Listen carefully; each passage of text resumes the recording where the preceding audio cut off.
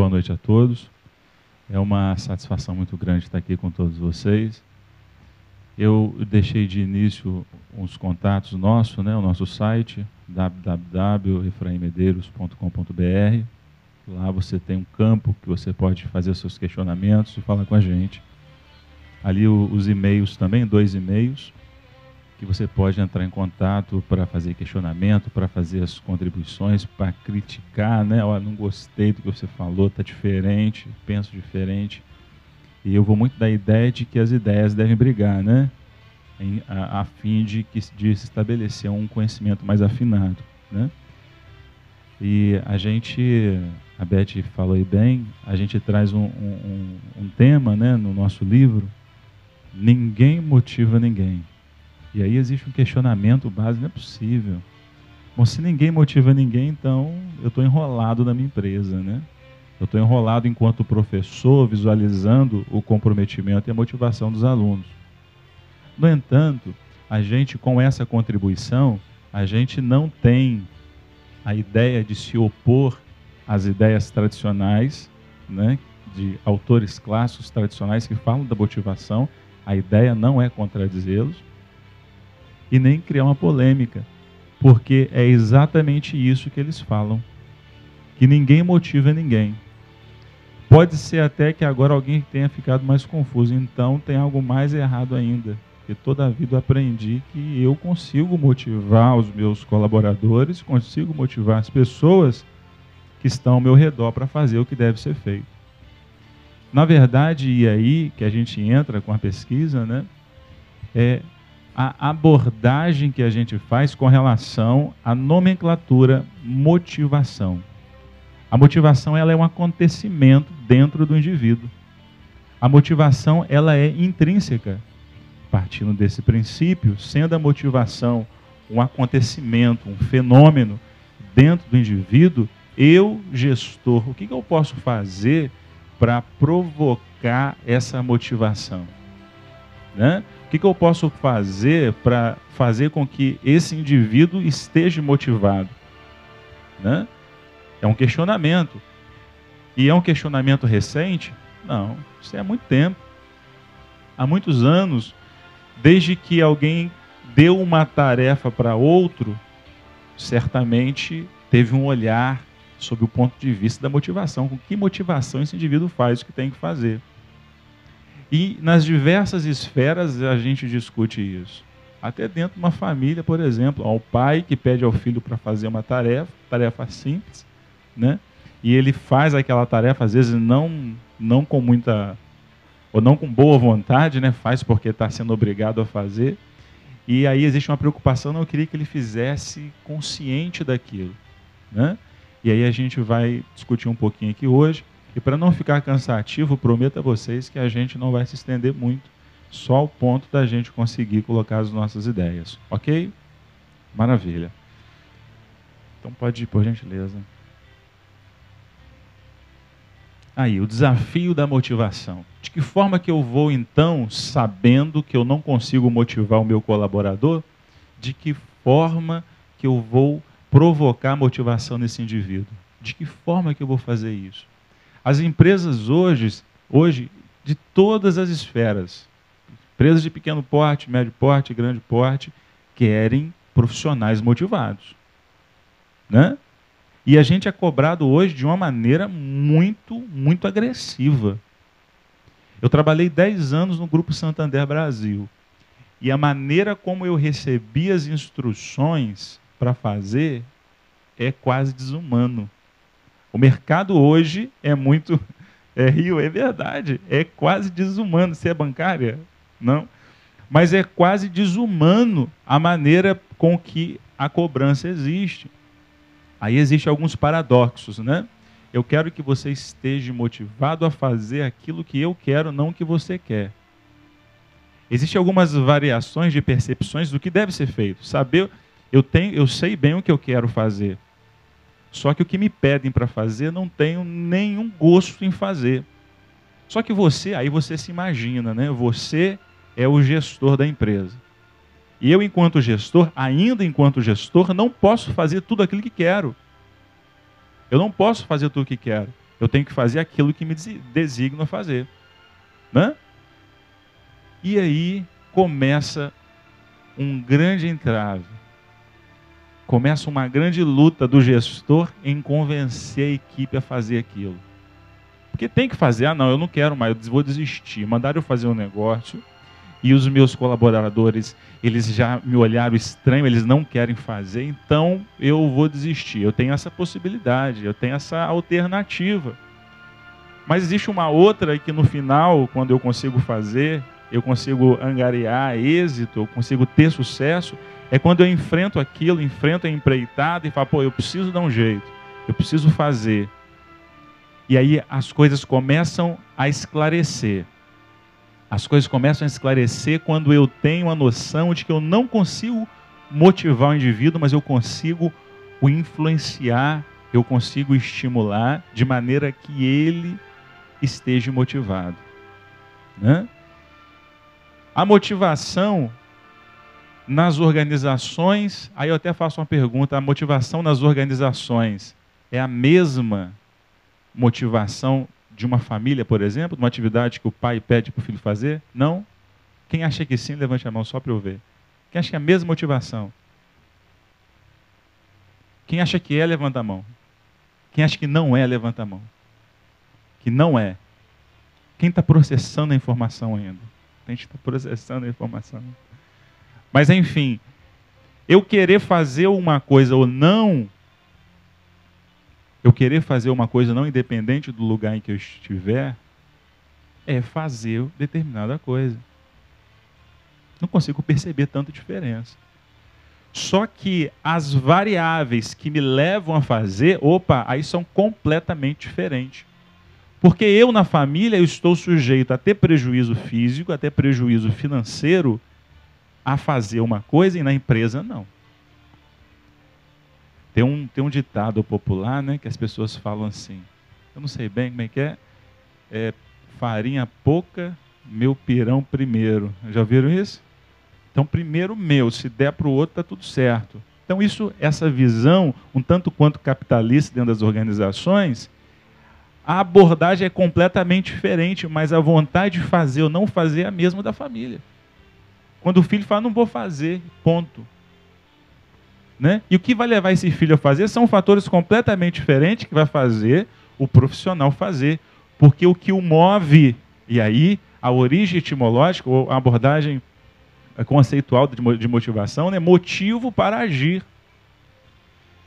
E aí eu paro e fico pensando em algumas palestras que a gente vê, e às vezes a pessoa pula na frente, né? E aí você sai, pula, grita e tal, vamos fazer e tal. E você sai da porta e fala, poxa, agora eu estou motivado. Agora sim, agora eu vou conquistar o mundo. Mas aquilo dura uma semana, né? Depois passa. E a motivação ela é mais complexa que isso. A motivação exige um pouco mais.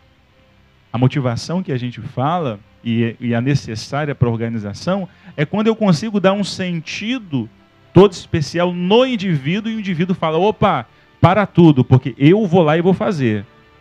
Sabe isso? Isso acontece com a gente, não precisa nem pensar no outro. De repente, por alguma razão, você deixou de fazer uma coisa, mas você pensa, você vai se encontrando e buscando estímulos de alguns lugares, você, não, peraí, está na hora de fazer. Você abandona tudo, levanta, sacode a poeira e vai e faz o negócio. É essa força, esse motivo que você elencou e quis fazer determinada atividade, é isso que não se consegue, às vezes, em algumas grandes palestras, onde se discute algumas coisas, faz uma dinâmica aqui, uma dinâmica ali, quando não se busca o entendimento da razão por que eu não quero fazer. A motivação, e aí justifica-se o título do livro, né? Porque o que eu entendo que é motivar, cientificamente, é estimular. E aí gera, Fran, você está trazendo uma questão extremamente polêmica, não tem nada de polêmico. É exatamente isso que todos os autores falam. Os autores falam que a motivação é intrínseca, que o indivíduo, ele que vai estar motivado, e o que pode acontecer é as pessoas estimular para que eles consigam estar motivados. Mas por que então tratar desse tema com essa nomenclatura, com essa expressão, ninguém motiva ninguém? para trazer a reflexão qual é o meu papel nesse processo do ciclo motivacional. E entender que eu tenho um papel interessantíssimo, sendo eu não capaz de motivar. Agora eu estou como aquele capaz de criar estímulos para atender ou para atender a necessidade do meu colaborador. Se eu convidar um de vocês aqui na frente, não vou fazer isso para não gerar constrangimento, mas se eu convidar um de vocês para vir aqui à frente e tirar o sapato de vocês, né? Pegar uma pena de ganso, passar nos pés de vocês, de repente tem gente que vai rir, mas vai rir de rolar. Vai até na porta rolando e volta. Eu chamo um outro, se eu passar essa mesma pena no mesmo cantinho, de repente essa pessoa não vai nem mexer com os lábios, porque cada um é de um jeito. O que toca um, não toca o outro. E o que me toca de manhã, pode ser que não toque à tarde. Olha que loucura. E isso é o ser humano, né? Isso é o ser humano. Às vezes a gente não se entende, não é verdade? Às vezes a gente não se entende. Quem dirá entender na plenitude o colaborador, ou aquele que eu tenho algum interesse, né? De forma plena. Pior ainda quando eu não busco entendimento para criar o estímulo adequado, né? E aí interessante essa questão da motivação e do estímulo. Eu sempre ilustro com um pensamento, né? Que é o seguinte: motivação, e eu perguntei antes, motivação de casa, motivação familiar, se é a mesma organizacional, sobre o aspecto da empresa, se é a mesma motivação lá da igreja, se é a mesma lá do condomínio. E aí eu conto uma ilustração que identifica bem isso, caracteriza bem isso. Mas eu preciso que vocês agora entrem na questão do exemplo, né, só para a gente sintetizar bem isso. Imagine você, quem nunca passou por isso que eu vou falar aqui agora, quem nunca passou, vai passar com certeza. E até quem já passou pode ser que passe de novo. Imagine. Vocês estão me ouvindo bem? Levante a mão assim, só para... Porque às vezes tem a pessoa que está aqui, mas não está aqui. Levanta a mão só para eu ver assim. Está tudo aqui, né? Maravilha. Imagine você, num sábado à noite, ou imagine, veja esse cenário. Você está com a TV, 56 polegadas ali, e você está imaginando o seguinte cenário. Sábado à noite, sábado frio, um casal de namorado que estão brigando. Estão juntos há 5 anos. Né? Você está visualizando, brigando ferozmente. E aí, brigando ferozmente. Né? E aí você está imaginando aquela cena. E aí ela pega, vira para ele e fala: olha, não quero mais nada contigo. Não quero te ver nunca mais na minha vida. Ele pega, vai embora para a casa dele, e ela pega, entra no ônibus chorando, porque são 5 anos. São 5 anos de relacionamento. E fala: acabou, porque o que ele fez não tem perdão. Ela vai embora, entra naquele ônibus, triste, sábado à noite, 11 horas, imagine isso, né? Sábado, 11 horas, não é chuva, nem chove, nem para de chover, aquela garoazinha, né? Fria. Ela entra no ônibus, com destino à sua casa, e o motorista resolve ligar o som, né? E está tocando aquela música do Fábio Júnior. As metades da laranja bate o coração. E aquilo, de certa forma, uma música que em algum momento marcou a vida dos dois, as lágrimas começam a descer. Observe que ela, por mais que isso aconteça, ela fala: nunca mais ele vai ver, uma coisa assim, né? Aí troca a música, e ela pensa: tomara que troca de música, porque isso está me fazendo mal. E uma viagem que demorava 20 minutos, passa a durar 1 hora para ela. A segunda música: agora que faço eu da vida sem você? Você só me... E aí observe que ela se decide ainda mais: não quero ver nunca mais esse indivíduo, porque o que ele fez não tem perdão. Pega, vai embora para casa, entra na porta, não dá boa noite para ninguém, pula na cama, abraça aquele ursinho que ganhou quando tinha 3 anos de idade, agora está com 20. Abraça firmemente aquilo e fala: nunca mais. E ele fica. Quando ela se dá por conta, na manhã seguinte, ela acorda com aquele ursinho agarrado ainda. Ela pega o celular, vê lá 153 chamadas perdidas. Ela fala, ele vai ver, não quero. Abandona aquilo. Deitada na cama ainda, olha para a estante, vê uma caixinha musical e pega, você só vou dar uma olhadinha nessa caixinha. Né? Tchururururu, tchurururururu. Abandona aquilo porque aquela música faz mal para ela. Daqui a pouco chega um buquê de rosas vermelhas. Ela fala, não, pega aquilo, eu vou deixar aqui, mas não faz sentido nenhum para mim. Até que, por fim, depois de várias tentativas, várias mensagens não lidas, ela só vê ali, de certa forma, aquilo massageia o ego, né? Imagina, 153 chamadas, o negócio tem que estar violento, né? O amor tem que estar lá batendo fortemente. Até que depois de 3 dias ela recebe uma mensagem, uma telemensagem. No final de, né? Ou ela ouviu aquilo, não pode falar, né? Pode deixar rodar. E no final, olha, ele mandou dizer uma mensagem para você, que a nossa história não pode acabar assim. Aquilo era o último ponto que faltava para ela. Não, ele merece uma chance, tadinho, né? O homem é um ser ingênuo, né? Às vezes faz as coisas sem saber. E resolve reconciliar. Mas, Efraim, o que isso tem a ver com motivação? Tem tudo. E aí, de uma forma muito explícita, a gente consegue identificar os estímulos e a gente consegue identificar a questão da motivação.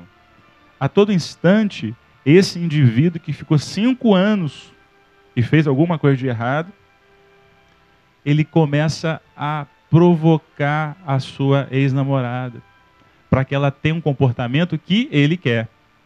E qual é o comportamento que ele quer? Reconciliação. Quer se reconciliar. Quer ter a namorada de volta. E aí, no momento que ela recebeu a última mensagem, será que foi essa última mensagem que fez tudo acontecer? Pouco provável. Pouco provável. E não é diferente nas organizações. Imagine qualquer organização de qualquer tamanho. Se eu percebo, se eu busco conhecer o meu colaborador, e Sun Tzu, ele fala de maneira muito afinada sobre isso, né?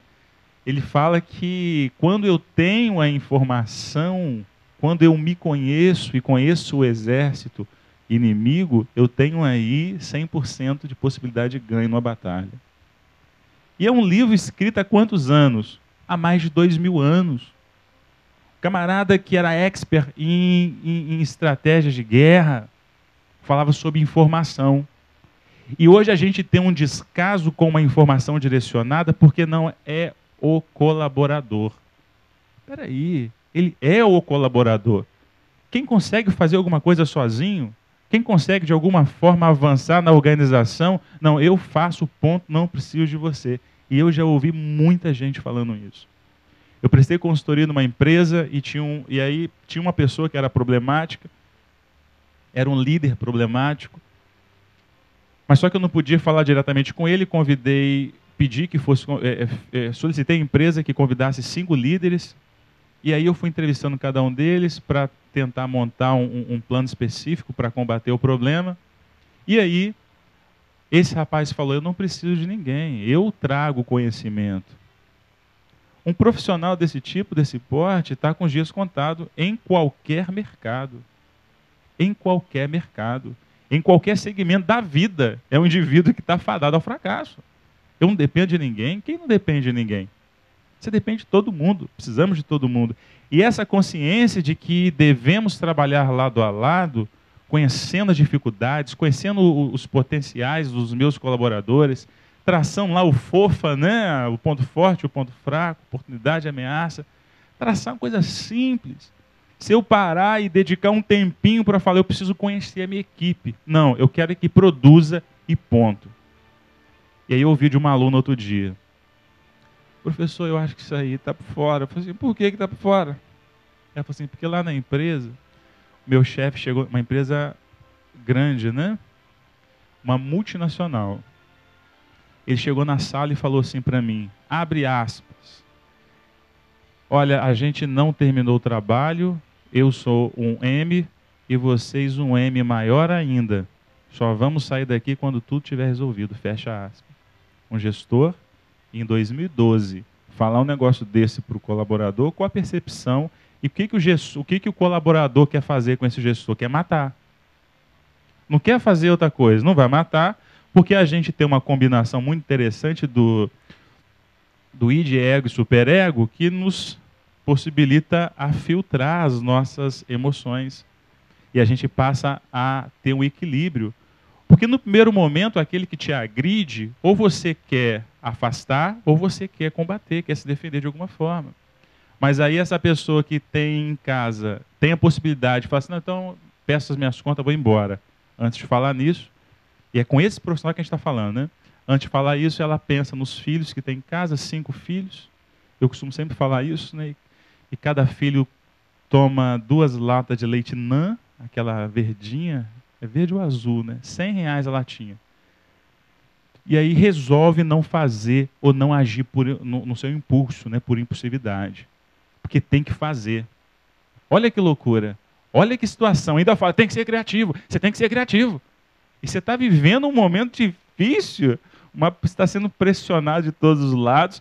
E aí o que eu estou dizendo e a nossa abordagem é você, enquanto gestor, que eu preciso pensar o que eu faço com o meu colaborador no aspecto da motivação.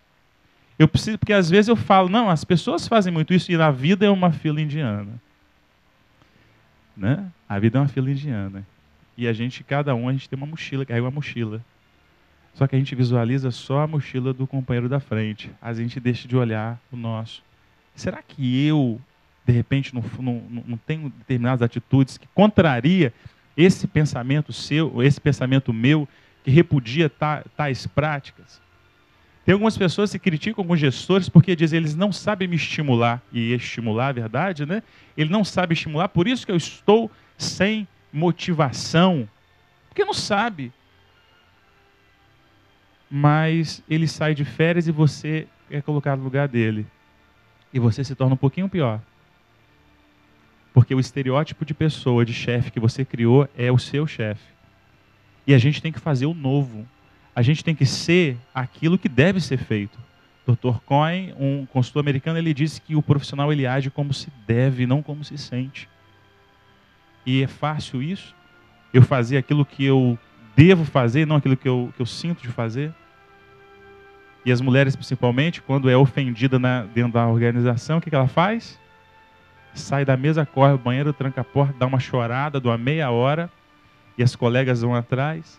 A visão que eu tenho daquilo, né? A visão que eu tenho daquilo que vai fazer com que eu perceba de uma maneira diferente, de maneira diferenciada aquilo que eu me propus a fazer. Ao caso clássico das Havaianas, chega-se o consultor enviado pela empresa, dá para implantar lá? Não implante não, porque lá ninguém usa sandálias. Depois de um tempo, manda um outro, ele volta e fala, pode implantar, vamos gerar muita sandália, porque ninguém tem. Todo mundo vai comprar. O contexto é o mesmo, a minha percepção em cima que vai fazer a diferença. Né? E parece besteira. E aí, muitas pessoas pecam por conta disso, porque não tentam conhecer o colaborador para poder ter uma percepção mais afinada disso. A funcionária ou a colaboradora gestante, que de repente precisa de um dia, né? O gestor fala, não vai não. Não é direitos iguais que você quer? Não é isso que você luta, então vai ficar. Tem atestado? Não tem, então vai ficar. E de repente comete um grande erro porque não entende uma sinalização da própria colaboradora. E amanhã, no primeiro momento que ela tiver, receber uma proposta da concorrência, ela vai dar um tchau para você, não vai nem despedir. Ela está disposta a perder 40% lá dos seus encargos trabalhistas, porque você é um mala. E as pessoas não pedem conta, geralmente, do trabalho, pedem conta do chefe. Né? Pede conta do gestor. Então, que gestor eu sou, né? Agora, e que colaborador eu sou se na verdade meu gestor não consegue visualizar em mim um potencial e não consegue me estimular de maneira adequada. A gente tem problema com relação a isso. Uma reflexão afinada com relação a isso. Né? Então, a combinação, e aí a gente trata, né, a gente classifica dentro desse livro, que às vezes eu faço coisas que provocam outras coisas nas pessoas, sem eu saber.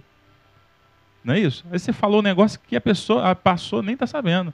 E você, de repente, causou um impacto nela, que é uma coisa louca. Isso é um estímulo comum, que você não tem controle. São as variáveis sem controle, não tem jeito. Já existem os estímulos estratégicos. E qual é o estímulo estratégico? Se a gente pudesse definir estratégia de uma maneira bem simples, é o caminho mais eficaz para eu poder alcançar determinado objetivo. E o estímulo é aquele estratégico, é aquele que eu defino o que eu quero alcançar lá na frente. Dentro desses estímulos a gente tem, né, o gestor como responsável disso. Olha que sorriso bacana, né? E quem não queria ter um sorriso desse? Todo dia no trabalho. Gente, não tem como a gente ir para o trabalho 100% do mês, todos os dias, com aquele sorrisão, né? Bom dia. Sorriso, né? O cara está alegre, você vê uma paz no indivíduo, né?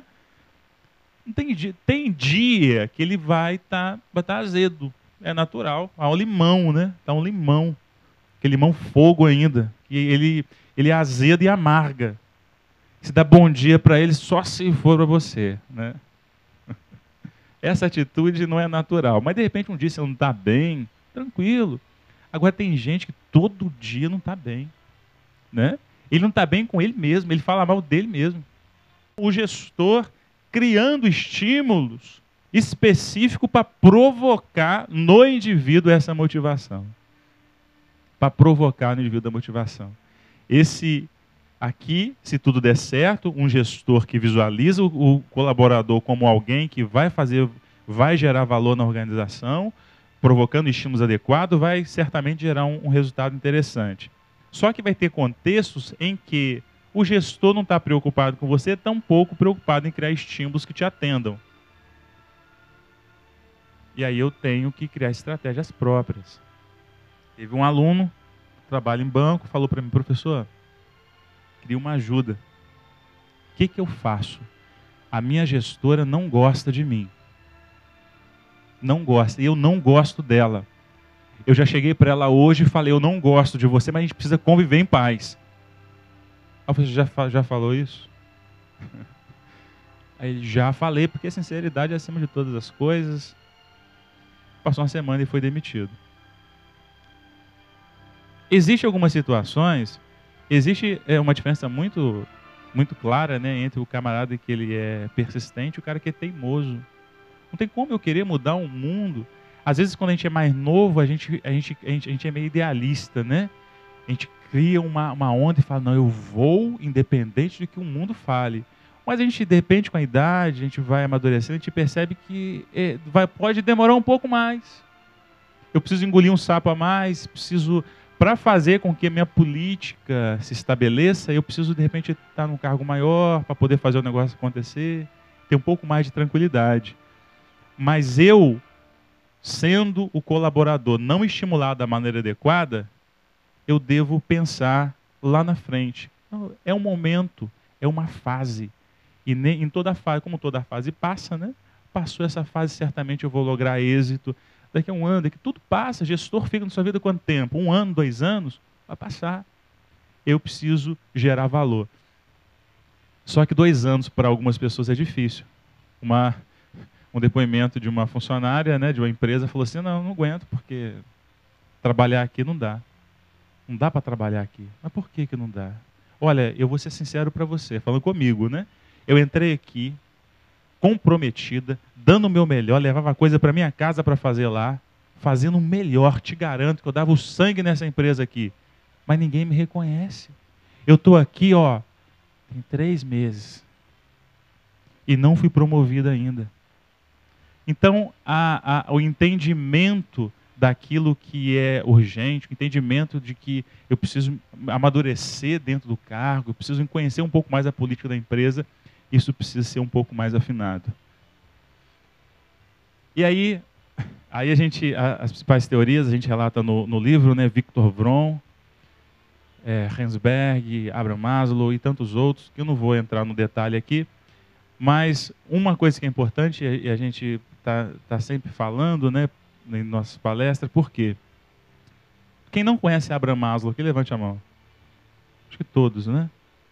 Quem conhece, levante a mão. Abraham Maslow. Que maravilha. E aí, vocês sabem, olha que interessante, vocês sabem que ele trabalha a questão das 5 necessidades. E a primeira necessidade, qual é? Fisiológica. E ele diz o seguinte, que o indivíduo, ele só avança de necessidade se acaso ele suprir, de alguma forma, a necessidade anterior. Supriu a fisiológica, pula para segurança. Supriu a segurança, pula para a social. Supriu a social, pula estima. Supriu a estima, autorrealização. Que maravilha, chegamos num ponto fantástico. Só que, dentro das necessidades fisiológicas, existe um quesito lá. Ele fala que o sexo é uma necessidade fisiológica. Verdade isso? Ou não? Pode falar, gente. Faz parte. O sexo faz parte. O sono faz parte. O descanso faz parte da necessidade fisiológica. Porque é uma ramificação da necessidade do físico do homem. E aí, se o sexo deve ser suprido também, de alguma forma, só posso passar para a segurança se essa questão estiver suprida, da maneira que eu entendo que é certo. E existem diversas maneiras, tenho a certeza disso. E aí eu fui a campo, fazer uma pesquisa com as pessoas que, de alguma forma, falam do assunto, ou vivem um assunto. Pessoas que estão em outras fases, teoricamente estariam em outras fases, mas obstruindo ou burlando o sexo. São, por exemplo, os sacerdotes, né? Os padres, as freiras, os franciscanos, né? E aí? Ele tem uma vida social. Supre essa questão. Se ele está buscando suprir uma necessidade social, entende-se que de alguma forma ele já passou lá pela fisiológica. E de que maneira que como é que ele resolve isso? Aí eu fui fazer uma entrevista com o padre, falei, senhor padre, a única maneira de se falar eu fiz entrevista com alguns, né, com alguns sacerdotes, homens e mulheres, e eu perguntei, fiz uma entrevista, participei de uma, como se chama? Do confessionário, e tudo em função da razão científica. Tem gente que fala assim, você foi tentar os homens lá, né, falar disso. Não, mas é para entendimento. Qual é o comportamento? É engraçado, né? Você vai estudar medicina, alguém pega o corpo do indivíduo, parte no meio e fala, olha, isso aqui é o fígado. E de repente a gente trata de algum assunto diferente dentro da organização, dentro de algum ambiente. Algumas pessoas, né, um sorrisinho diferente. Mas é algo extremamente importante e que de repente pode balizar comportamentos diferentes sobre o aspecto até da sexualidade. E aí eu conversando com o padre, perguntei, padre, eu falei, ó, a gente está escrevendo um livro sobre esse assunto, sobre motivação, o que levou o senhor a abandonar tudo. E por incrível que pareça, todos os que eu entrevistei tinham vida sexual ativa. E aí eu fui perguntar para ele, tinha vida sexual ativa antes de entrar, né? E aí, antes de fato entrar no seminário e tal. E aí, por que o senhor fez isso? Não, cada um me justificou de uma forma. Mas a necessidade vem. O lance era, a necessidade vem ou essa necessidade apagou? Veio alguém e falou, apaga a necessidade do sexo na sua vida. Né? O que aconteceu? Aí todos eles foram unânimes. Efraim, a necessidade vem, que era o importante para mim. Aí veio a segunda pergunta, como é que supre isso?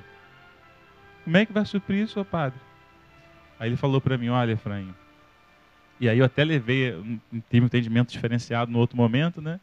Ele falou, eu tento, através de atividades manuais, resolver o problema. autoatendimento. O autoatendimento. Aí eu falei assim, como assim atividades manuais, padre? Como assim? Aí eu disse, não é isso não.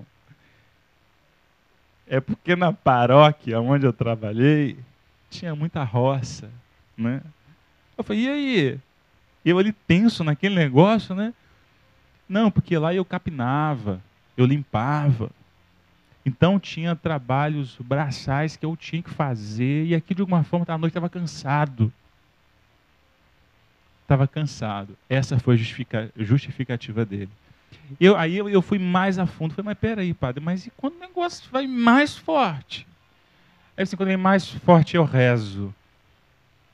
Aí já partiu para um outro campo de conhecimento que não me interessava na época do estudo, que é o conhecimento teológico, que justifica suas ações pela fé, que não necessita de comprovação. Opa, mas o que eu queria dali, eu fiquei sabendo que era a questão da necessidade que existia.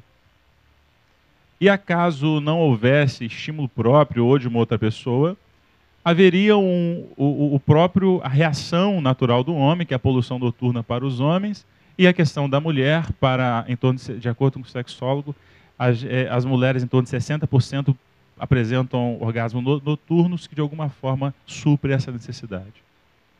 O fato é, a necessidade existe. Cheguei para a freira e observem, né? Eu dentro de um convento, falei, senhora freira, as mesmas perguntas para poder manter certo padrão científico. Como é que faz? Ela falou, não tem, mas eu rezo. Eu falei assim, eu sei. Mas quando o negócio aperta, freira, como é que acontece? Ela, não, aí a gente busca a amada superior, e a gente reza junto, e o negócio passa. O vento passa. Tá bom. Partiu mais uma vez para o campo teológico, que não é objeto da nossa pesquisa, e a gente avança nisso. A motivação como estratégia, né? E aí a gente tem um autor que eu gosto muito desse autor, é o Kim e o Malborgne. Eles têm um livro interessantíssimo, que é A Estratégia do Oceano Azul. Certamente muitos já devem ter lido esse livro. É bacana, né? E ele fala, então o livro é A Estratégia do Oceano Azul. Quem nunca leu esse livro, só para eu direcionar minha fala? Não? Maravilha. A Estratégia do Oceano Azul, ele dá o seguinte direcionamento. Quando eu penso em oceano azul, eu logo penso no oceano de outra cor, né? Se tem um oceano azul, qual é a cor do outro oceano? Ele fala do oceano vermelho. E ele aborda essa questão de oceano azul e oceano vermelho sob o aspecto da concorrência. Onde não há concorrência, ele classifica como um campo ou um oceano azul. E onde há muita concorrência, é o oceano vermelho. Mas só que esse oceano azul não é que tenha pouca concorrência, não é isso. É que não tem concorrente. Se eu perguntar para você qual o concorrente do Cirque du Soleil, tem concorrente? Diferencial. Ele reinventou a maneira de fazer circo. Abandona-se as lonas velhas, costuradas, remendadas, afasta-se animais desse ambiente e traz um espetáculo que é único para o indivíduo. E cobra R$850 o ingresso. E não tem mais vaga. E o circo lá perto de casa é 10. É 2, é 10, né? Leva 2 tickets e paga 10. E está vazio. E aí, a proposta, a gente faz uma adaptação dessa ideia do autor, em que fazer as coisas que todo mundo faz sob o aspecto da motivação e tentar levar os indivíduos, os colaboradores a fazer na marra de qualquer jeito, pode ser reinventado.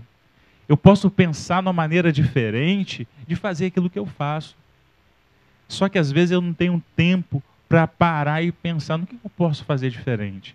Mas não, Efraim, eu preciso de muito tempo, eu preciso de 6 meses para meditar, né, nas montanhas. Não precisa não. Se parar uns 20 minutinhos por dia, analisar um processo, fazer umas anotações, no outro dia a mesma coisa, um planinho de ação básico, coisas simples, eu posso reinventar a maneira de ser. O indivíduo, Paulo Freire, ele é uma das pessoas que tem uma admiração muito grande por suas obras, né? E ele fala uma frase única para mim: eu amo a minha inconclusão. Quando eu penso que eu não sou um ser, que eu estou pronto, eu não sou esse ser pronto, eu sou um ser em construção. Eu posso aprender com você, eu posso aprender com você, eu posso aprender. Aí há evolução e progresso. Quando a pessoa parte desse princípio, eu posso crescer, eu posso melhorar, eu posso avançar. Mas o problema é que alguns gestores, algumas pessoas, não, eu só posso ensinar. Né? Até muda a voz. Eu só posso ensinar. Eu sou a última bolacha do pacote. Ele se sente a azeitona da empada. E aí, evolução não vai ter. Pouco provável que tenha. Só através de um milagre, né? E aí a gente tem, Elton trata muito isso, sobre a questão da interatividade gerando valor agregado no nível de produção. Elton Maia, em suas pesquisas em Hawthorne, ele produz uma pesquisa interessantíssima e fruto dessa pesquisa é que o nível de interação social é responsável de produzir aumento lá na minha produção. Seja lá do que eu faço. Ou seja, sozinho, dificilmente alguém alcança um lugar de destaque. Não existe derrota de um só e nem sucesso de um indivíduo só. É tudo uma combinação. Né? A gente vai crescendo junto, os nossos erros, os nossos acertos, tudo nosso. Né? Alguns gestores falam os seus erros e os meus acertos, trabalhando numa única equipe. E isso é tenso. Então, a motivação como estratégia é eu entender a motivação através de estímulos estratégicos, visualizando um colaborador motivado dentro da organização. As organizações pecam muito nisso, que produzem a maioria das suas confraternizações fora da organização. Há muitos autores que discordam desse pensamento que eu vou falar aqui, mas eu acho que é uma perda muito grande. As organizações, teve lá uma premiação, vai para tal lugar. Dentro da empresa se faz muito pouco. E dentro do evento, ainda que seja fora, pouco se fala do resultado do que foi alcançado. Gente, não tem coisa melhor do que você receber um feedback daquilo que você fez. Gente, nós estamos aqui porque você contribuiu para que estivéssemos aqui. Qual a razão de estarmos aqui? Eu desenvolvi um projeto numa empresa, daí, assim que ganhou, aí esse projeto foi selecionado, ganhou um prêmio, uma verba para fazer uma confraternização. Aí tomaram uma decisão por mim em fazer uma festa, catering. Eu falei, que festa é essa? Não tem relação nenhuma com o projeto que a gente desenvolveu. E daí, insistiu, fizeram a festa, e aí eu fui nessa festa. Fui nessa festa meio a contragosto. Começou 7 horas, o pessoal bebendo. 8 horas, o pessoal bebendo ainda. 10 horas bebendo ainda. Eu falei, gente, não é possível. Que hora que vai falar qual a razão de estarmos aqui? Porque se você se esforça um pouquinho lá, você precisa saber o que esse esforço gerou de resultado lá na frente, para que amanhã, quando eu pedir de novo, você queira e associe com o que você vai buscar. É o que Vitor Vron fala, e a gente trata disso no nosso livro, né? A abordagem de expectativa, de recompensa, o que eu tenho como recompensa, qual a percepção de valor que eu tenho. Né? Então, são algumas variáveis que eu preciso estar atento para produzir ações específicas que gerem valor. Eu não posso fazer nada dentro da organização que não tenha um cunho estratégico. Espera aí, Frei, mas você quer matar as pessoas? A organização não existe para fins filantrópicos. É para gerar lucro. É evidente que quando eu propicio um momento de lazer, eu visualizo que esse lazer pleno, 100% do indivíduo, vai gerar um momento de tranquilidade, vai afinar a questão da criatividade, mas que eu associe a todo instante que essa minha ação vai gerar determinado resultado. Gente formada, profissionais de empresas multinacional, que agem de acordo com o vento. Arrepiou o braço aqui, Vamos fazer assim. Não existe isso. As minhas escolhas devem ser específicas, analisando os fatores técnicos, os fatores comportamentais, daquilo que a gente sabe que é certo e correto e que promete, de alguma forma, determinado resultado. Ainda que não atinja o alvo, que se aproxime. Agora, se eu nem busco atingir o 100%, por que percentual eu vou atingir? Qual é o percentual, ou qual é a meta das indústrias para acidentes? 0. Alguma consegue? Não. Parece impossível conseguir 0, mas a meta é 0. Vamos fazer de tudo para que não aconteça nenhum. Agora, não, vamos conceder então, vamos fazer assim, esse ano, se 20 morrer, está dentro do padrão, tá? 20 morrer, olha, e assim, perdas de membros superiores, vamos criar uma marca aqui. Até 60 pessoas está legal. Observe que eu estou assumindo para mim uma carga negativa e que vai me possibilitar uma margem para o erro. Qual é mesmo? É 0. Onde eu quero alcançar? Eu quero alcançar tudo. Mas esse funcionário caído no sofá, bom dia. Pouco provável que vai gerar resultado. E se esse profissional for a gente, em algum momento, que às vezes a gente é assim, que a gente repense e reflita, opa, peraí, eu preciso repensar o que faço. Né? Ninguém motiva ninguém, mas qualquer um pode estimular quem quiser e deter, então, comportamentos motivados. A motivação, ela é intrínseca, nasce do indivíduo. Mas qualquer um, querendo, produz um comportamento, ou pode produzir um comportamento no indivíduo, quem escolheu para que tivesse. Né? Aí eu coloquei esse último slide. O que é isso daí? Gelatina. Quem gosta de gelatina aí? Levanta a mão. Eu não trouxe não, tá, gente? É só para saber, né? Mas quem não sabe fazer gelatina aqui, levanta a mão. Quem não sabe fazer? Todo mundo sabe fazer, né? Vem na caixinha escrito, né? Ferva a água, jogue a água, não sei do que, põe um pozinho, mistura e tal. E aí a minha fala final vai parar aqui na gelatina, né? A nossa vida profissional é como uma forma. Tem alguns profissionais que estão em algumas empresas e pensam, eu estou aqui, mas é temporário, vai passar.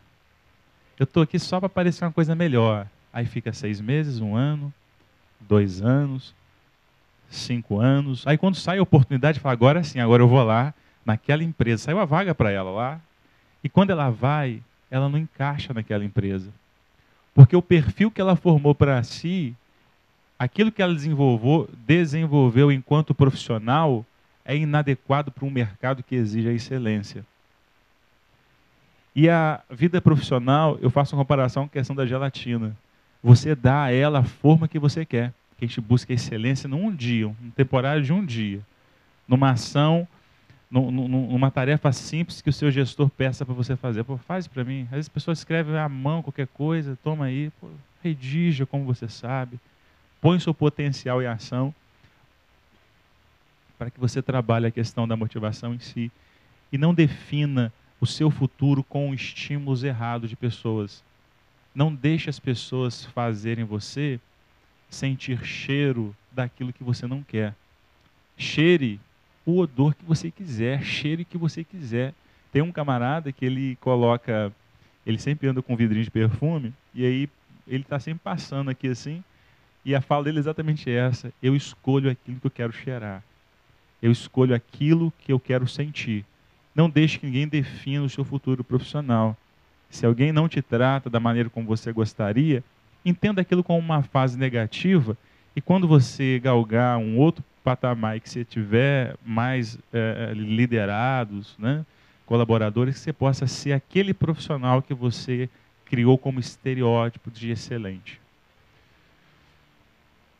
Quero agradecer. Hoje era para eu estar numa aula, né, lá na Rural. Quero agradecer a todos lá e aqui ao Conselho Regional de Administração pela oportunidade de estar aqui com vocês.